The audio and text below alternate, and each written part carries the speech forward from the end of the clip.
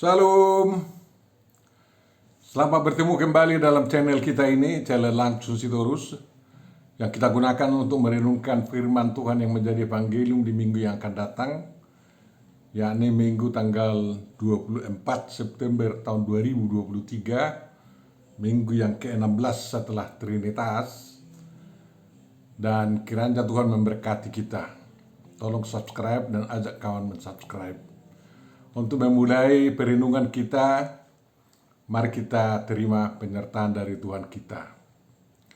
Kasih karunia dari Tuhan Yesus Kristus, kasih Allah Bapa dan persekutuan Roh Kudus kiranya menyertai dan memberkati kamu semua. Amin. Firman yang akan kita renungkan ditentukan dari Kejadian pasal 8 ayat 15 sampai ayat 22. Kejadian 8 ayat 15 sampai 22. Marilah kita baca sebelum kita merenungkannya. Lalu berfirmanlah Allah kepada Nuh, "Keluarlah dari bahtera itu, engkau bersama-sama dengan istrimu, serta anak-anakmu dan istri anak-anakmu.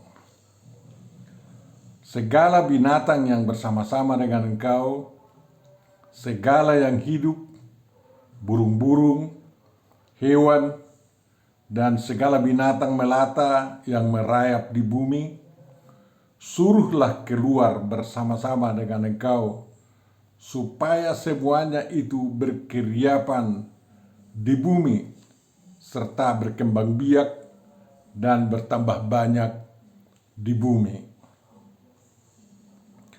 Lalu keluarlah Nuh bersama-sama dengan anak-anaknya dan istrinya dan istri anak-anaknya.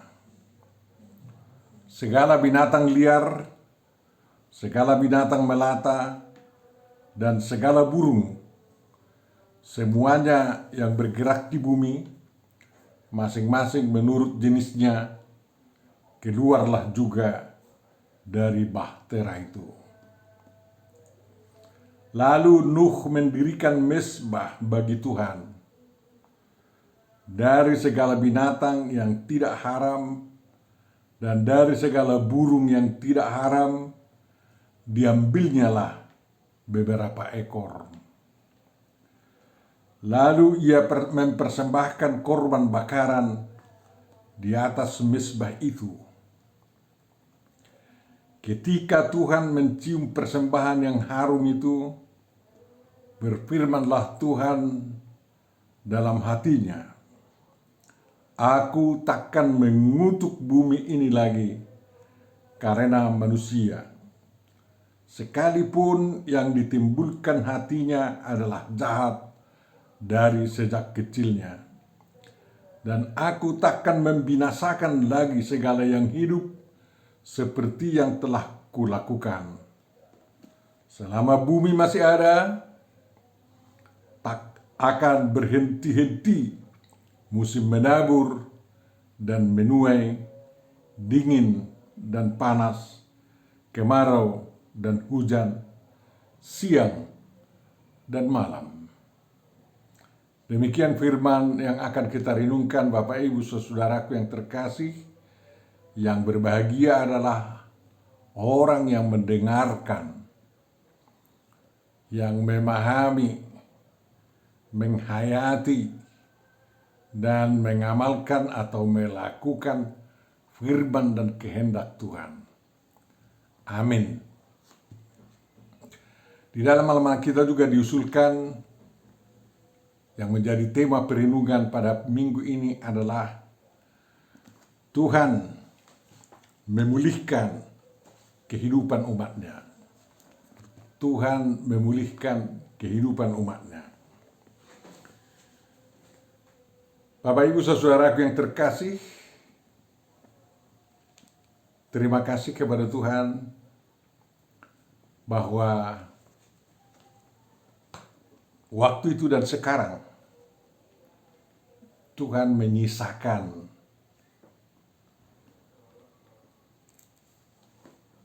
manusia dan ciptaan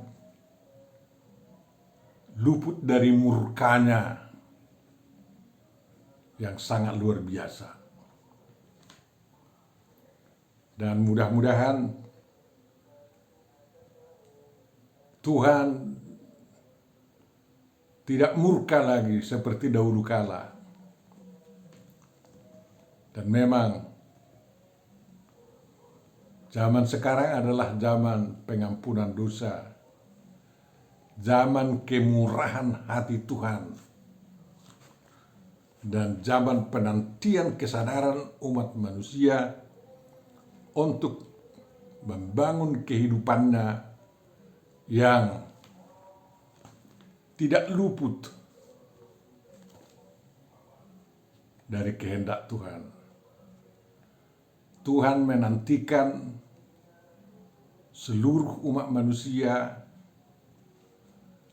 untuk membangun suatu kehidupan baru, kehidupan yang betul-betul sesuai dengan hukum-hukum kemanusiaan, hukum-hukum kebersamaan, hukum-hukum cinta kasih, dan berdasarkan hukum pluralisme atau pluralitas atau kemajemukan. Dan dalam kemajemukan semua ciptaan dapat hidup berdampingan dengan penuh kedamaian. Marilah kita perhatikan berita air bah itu. Tuhan tidak menahan murkanya melihat manusia yang sangat-sangat dinilainya telah berdosa. Dan kalau dibiarkan terus-menerus, kehidupan kemanusiaan bukan semakin baik, tetapi akan semakin rusak. Sehingga tindakan Tuhan menghentikan semua perusakan itu dan merendamnya dengan air selama lebih 40 hari. Kita tahu di alam penciptaan itu ada samudra raya, ada air bah yang menutupi permukaan bumi. Tetapi bukan hanya sekedar menutupi aja. Ada roh Allah yang mengerami kehidupan yang ada di dalam air itu. Dikatakan dalam terjemahannya, untuk merahepet itu, roh Allah melayang-layang di atas permukaan air. Artinya yang sebenarnya adalah bahwa roh Allah menciptakan kemungkinan-kemungkinan adanya kehidupan di dalam air, bahkan di bawah air itu. Setelah air bah memusnahkan dunia yang penuh hal-hal yang mengundang murka Tuhan, kita pahami bahwa air yang menutupi permukaan bumi itu bukan hanya mematikan hal-hal yang membuat Tuhan murka, tetapi juga bekerja. Tuhan bekerja di sana untuk menciptakan suatu kehidupan yang baru. Kita tahu memang bahwa tumbuh-tumbuhan kalau terendam air selama 40 hari, daunnya tertutupi air, daun-daun itu pun atau pohon-pohon, tanaman-tanaman itu pun mati. Tetapi kalau yang tua itu mati, bibitnya tertabur di atas tanah dan terpelihara oleh rendaman air. Satu makhluk yang tidak dimasukkan di dalam air bah itu adalah ikan-ikan yang berkeriapan di dalam air. Artinya, makhluk-makhluk hidup di dalam air itu bisa terhitung sebagai makhluk yang tidak menimbulkan murka Tuhan. Mereka hidup menurut tatanan kehidupan yang dianugerahkan Tuhan di dalamnya, sehingga kelangsungan hidup mereka bisa terjadi dan berkreasi demi kehidupan umat manusia di dunia. Tapi kita lihatlah ya, bahwa burung merpati itu membawa pucuk zaitun setelah tanah kering. Itu pertanda bahwa tumbuh-tumbuhan yang pernah diciptakan oleh Tuhan dan pernah direndam oleh air itu sehingga mati, daun-daunnya mati, tetapi bisa bertunas kembali menjadi tanaman yang baru dan yang sudah dipersiapkan oleh Tuhan sebagai hal-hal yang memenuhi kebutuhan ciptaannya yang akan keluar dari bahtera itu. Kita tahu Nuh tidak tergesa-gesa keluar dari bahtera itu. Dia tunggu sampai ada perintah Tuhan untuk mengatakan agar dia bersama seisi bahtera keluar dari bahtera itu. Artinya Bapak Ibu Saudara, setelah Tuhan mempersiapkan segala sesuatu yang dibutuhkan oleh makhluk-makhluk yang ada di dalam bahtera itu, barulah mereka disuruh keluar untuk menghuni bumi kembali dengan wajah yang baru, semangat yang baru, pergaulan yang baru, dan suasana yang baru. Kita tahu segala makhluk yang ada di dalam bahtera itu selama air bah belum surut tidak pernah mengalami kekacauan kehidupan. Artinya binatang buas tidak pernah menerkam binatang-binatang jinak. Mereka semua hidup teratur, mungkin kita duga sebagai atas perintah dan penjagaan Tuhan, tetapi yang terutama kita katakan bahwa semua ciptaan itu di dalam bahtera itu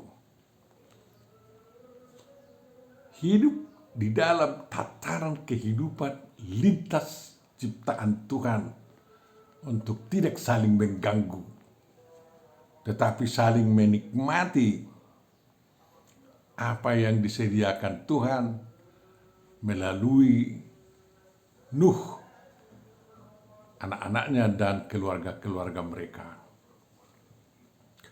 Walaupun itu tidak banyak, mungkin tidak sebanyak yang tersebar di luar bumi, di atas bumi, atau di luar bahtera, semua ciptaan itu dapat merasa makmur sejahtera dan damai sejahtera. Setelah Tuhan mempersiapkan dunia di luar bahtera itu demi kepentingan daripada segala makhluk yang akan keluar dari bahtera,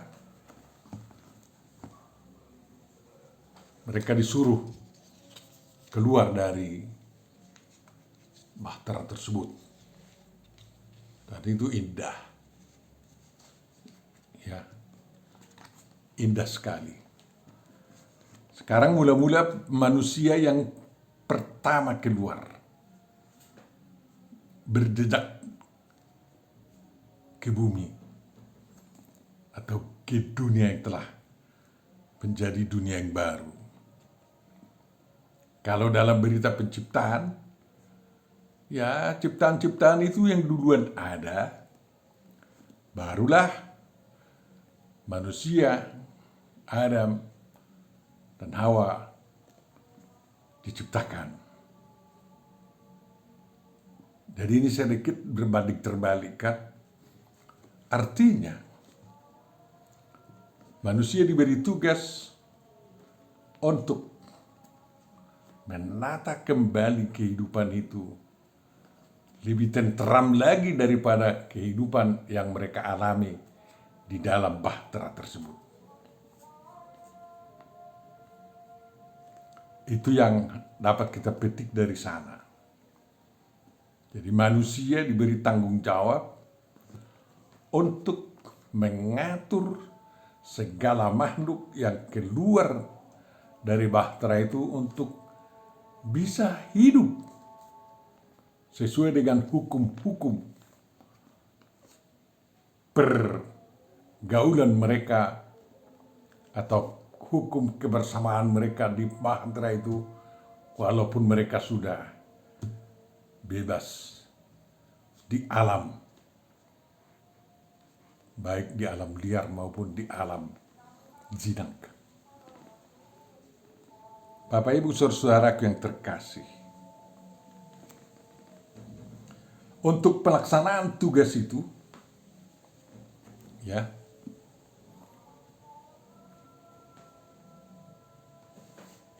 Nuh melakukan tindakan pertama di bumi ini,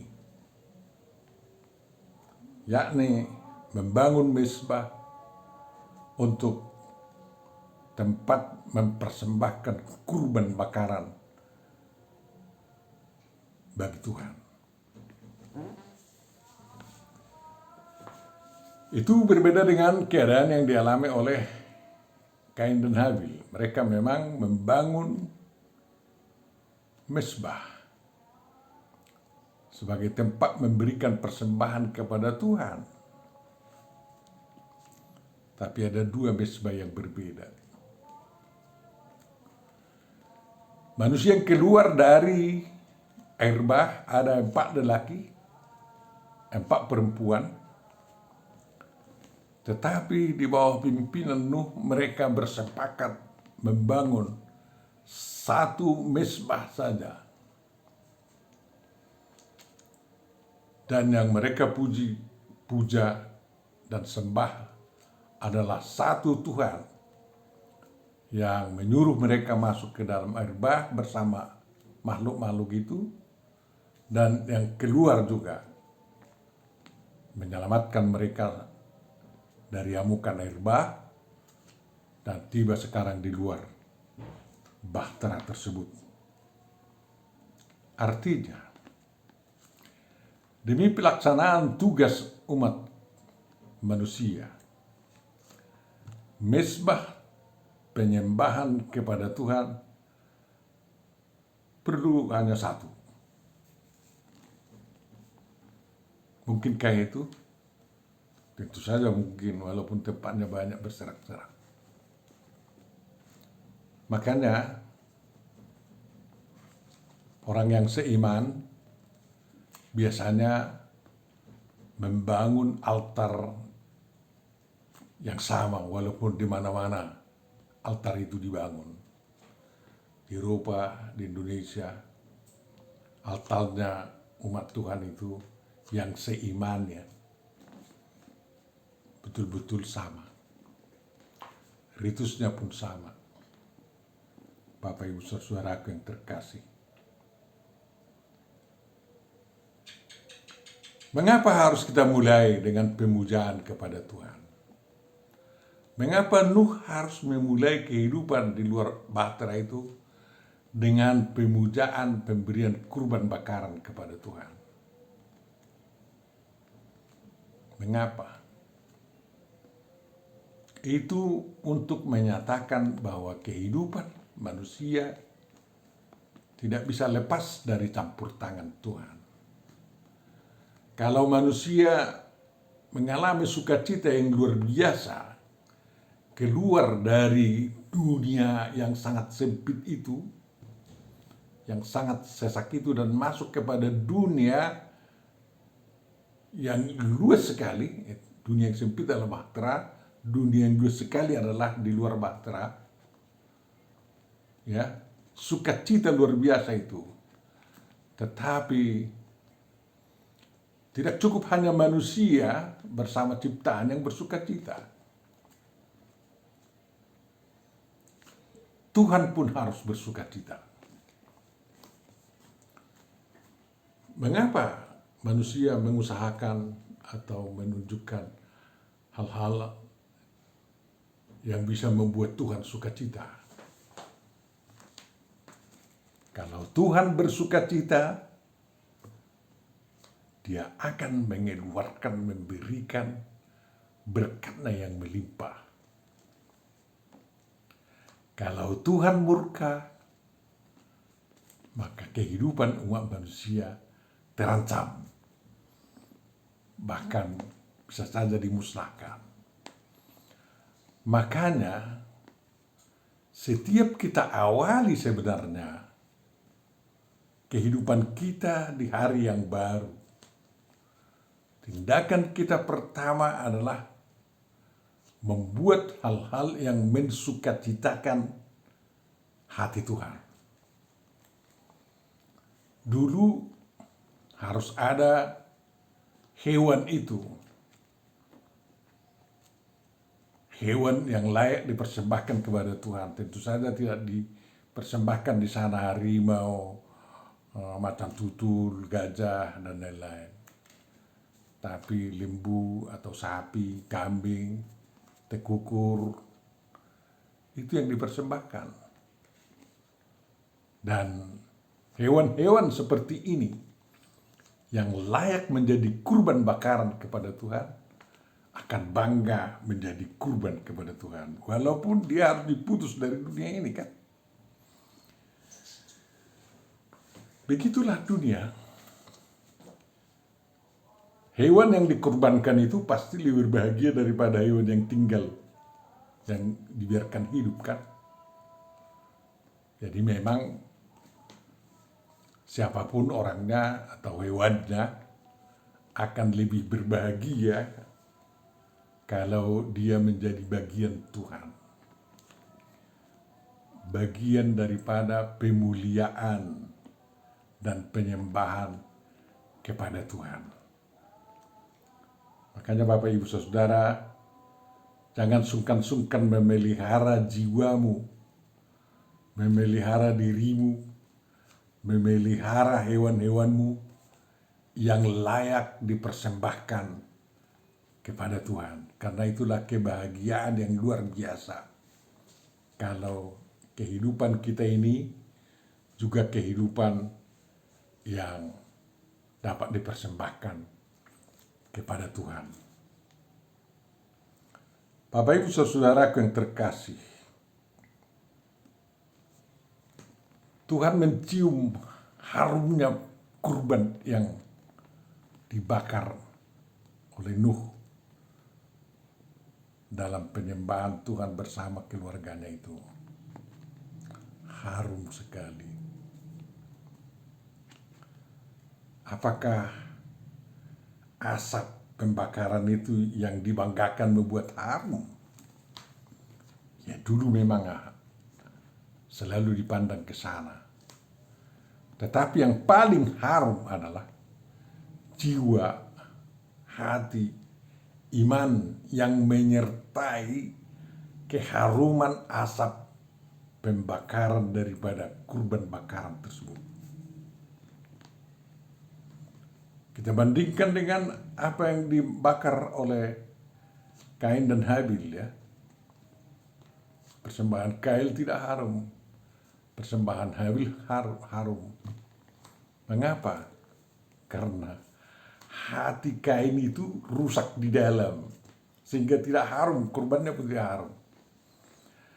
Hati Habil itu betul-betul memuliakan Tuhan, menyembah Tuhan, sehingga dibakarnya pun sangat harum. Yang menentukan adalah hati yang memberikan persembahan kepada Tuhan. Jadi, kalau kita menganggap ibadah-ibadah kita adalah kesempatan memberikan persembahan yang harum kepada Tuhan, periksalah apakah dirimu, hatimu betul-betul mengharumkan Tuhan. Kalau belum mengharumkan Tuhan, jangan coba-coba dekati altar Tuhan untuk memberikan persembahan kepadanya. Kau nanti akan dipukul habis kalau sempat ditolak. Apa dampaknya kepada Nuh dan kepada umat manusia karena Tuhan mencium keharuman itu? Ya. Tuhan berkata dalam hatinya, dan apa yang dalam hatinya itu diketahui oleh manusia. Itu kan yang luar biasa. Kalau Tuhan berkata di dalam hatinya, aku akan menyelamatkan manusia dalam Yesus Kristus, kita juga harus ketahui itu. Di sini dikatakan, Tuhan mencium persembahan yang harum itu, berfirman Tuhan dalam hatinya. Siapa tahu sebenarnya apa yang ada dalam hati Tuhan. Tetapi di sini diberitahu apa yang ada dalam hati Tuhan. Itu berarti manusia yang sedang berhadapan dengan Tuhan itu sama-sama tahu isi hatinya. Begitulah orang percaya bisa tahu apa isi hati Tuhannya. Dan kebetulan di sini isi hati Tuhan itu adalah hal yang sangat luar biasa dan berlaku sampai selama-lamanya. Di mana dikatakan, aku takkan mengutuk bumi ini lagi karena manusia.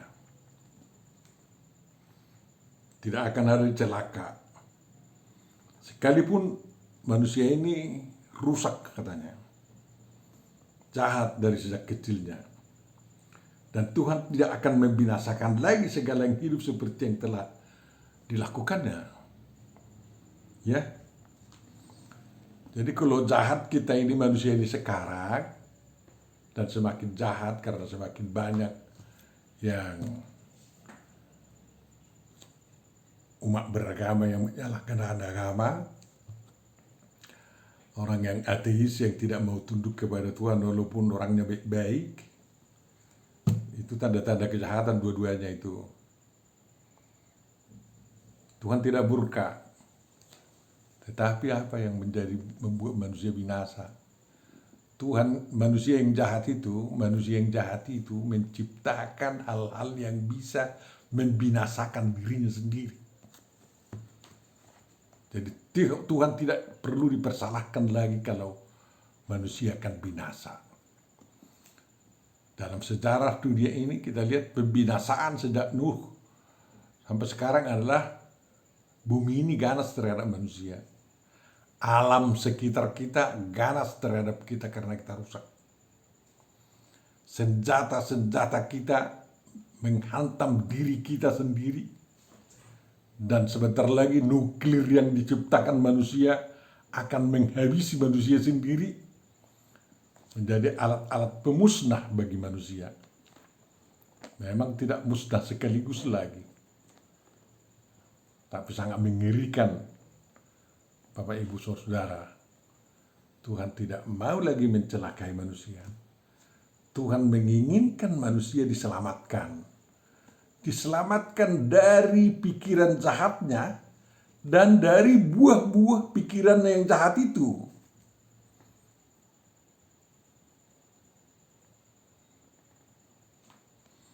Ya, jadi harus manusia diselamatkan karena dosa semakin bertimbun-timbun dari sejak Nuh sampai zaman kepulangan Israel dari pembuangan atau sampai zaman kelahiran Yesus masih bertimbun-timbun kan. Dan bahkan manusia sudah merasa dosa itu tidak dosa lagi. Tuhan tidak memusnahkan, tetapi Tuhan mau menyertai manusia. Dia mau Immanuel untuk membebaskan diri dari niatnya yang jahat, pikirannya yang jahat, dan dari buah-buah pikiran yang jahat itu. Ini harus disadari oleh umat manusia sekarang dan umat manusia yang beragama terutama, agar agama tidak menjadi alat kejahatan, tetapi alat menghapuskan kejahatan dan buah-buah kejahatan itu yang bisa memusnahkan manusia. Bapak Ibu saudaraku yang terkasih, itu sangat penting, dan bekerjalah di sana. Karena kejahatan selalu merajalela, iblis selalu giat kan. Tapi kita harus lebih giat dari semua pikiran-pikiran jahat itu untuk melenyapkan kejahatan itu dan buah-buahnya.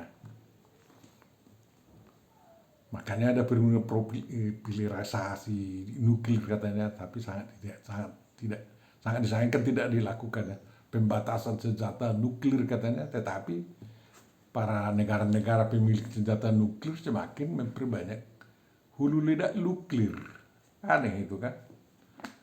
Yang lucunya, mereka itu semua pemilik senjata nuklir itu adalah negara-negara yang ada sebagai umat beragama menurut agama masing-masing.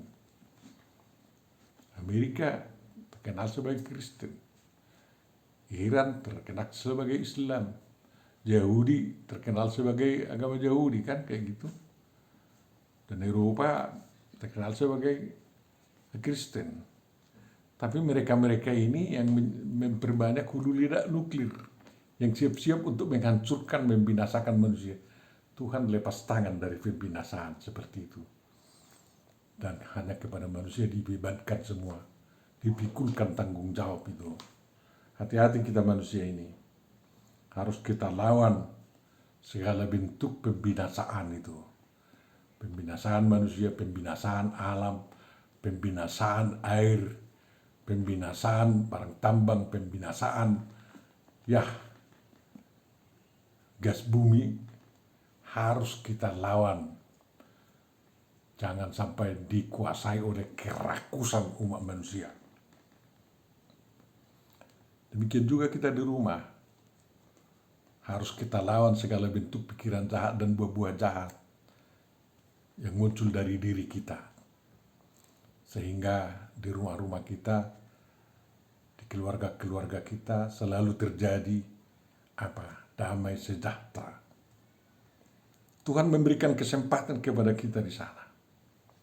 Karena apa? Tuhan menganugerahkan hal yang tidak berhenti-hentinya, musim menabur, musim menuai, musim panas, musim dingin, kemarau, musim hujan, siang dan malam.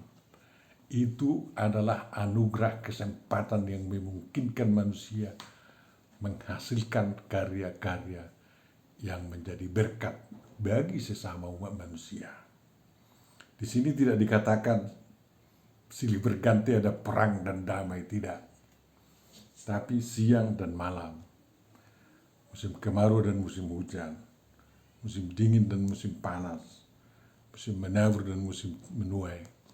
Di dalam segala kesempatan itu, manusia harus betul-betul berkarya yang baik, sehingga pemberian Tuhan itu benar-benar dapat disyukuri, dan kita ucapkan terima kasih bahwa Tuhan masih selalu menepati janjinya sampai sekarang. Lihatlah, kalau sempat El Nino itu tidak pernah berhenti, musim kering terus menerus. Ya, Pulau Jawa dan Indonesia Tengah akan menjadi gurun Sahara nanti. Tapi yakinlah, Tuhan akan memberikan hujan pada waktunya. Sumatera sekarang masih sering musim hujan. Kalau tidak bisa dikendalikan banjir, ya musnah juga kita kan oleh alam itu. Tapi kita berbahagia karena manusia sudah bersiap-siap untuk menggunakan berkat Tuhan ini. Hujan adalah berkat Tuhan, kemarau adalah berkat Tuhan, sinar matahari adalah berkat Tuhan, siang adalah berkat Tuhan, malam adalah berkat Tuhan. Mari kita gunakan menjadi berkat bagi sesama kita, bagi diri kita. Dan menabur, taburlah yang bisa dituai hasilnya yang baik bagi manusia.